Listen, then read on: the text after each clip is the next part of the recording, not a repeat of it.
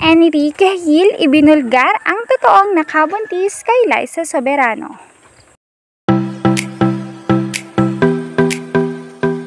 Walang permanente at kahit patagal ng magkarelasyon ay naghihiwalay rin.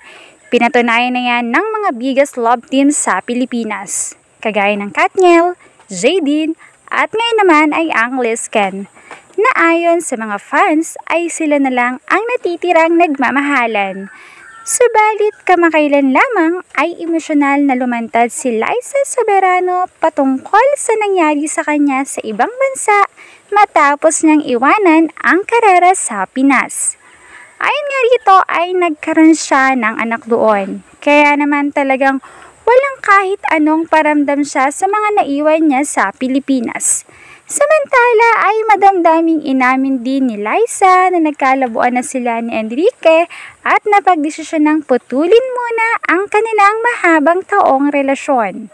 Siyempre ay hindi raw sang-ayon dito si Ken, subalit wala na raw itong nagawa dahil siya na nga mismo ang nagsabing mahirap nang i-work out ito.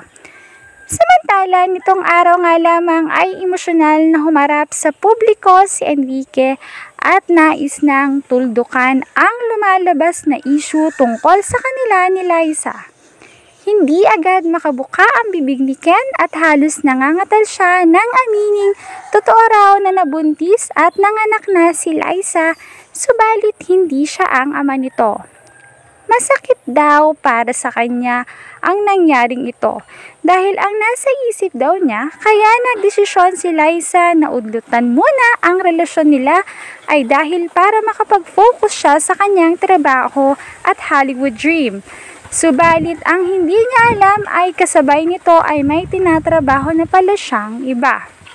Kahit na raw mahirap sa kanya ang desisyon na iyon, ay mas pinili pa rin niyang mapasaya si Liza sa kung anong gusto nito dahil ganon niya kamahal si Liza at ganon din daw talaga ang relasyon nila dati.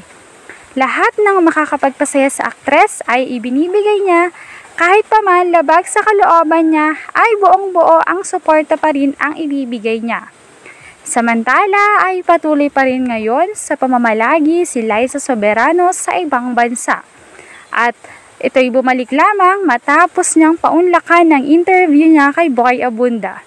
At bago rin paunlakan ni Enrique ang interview ito, ay lumipad na ng ibang bansa si Liza.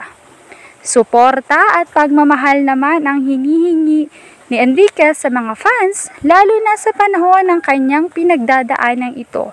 Dahil kahit daw lalaki siya, ay talagang umiiyak at sobra-sobra ang nasasaktan siya sa nangyayari dahil syempre matagal ang naging relasyon nila ni Liza Soberano.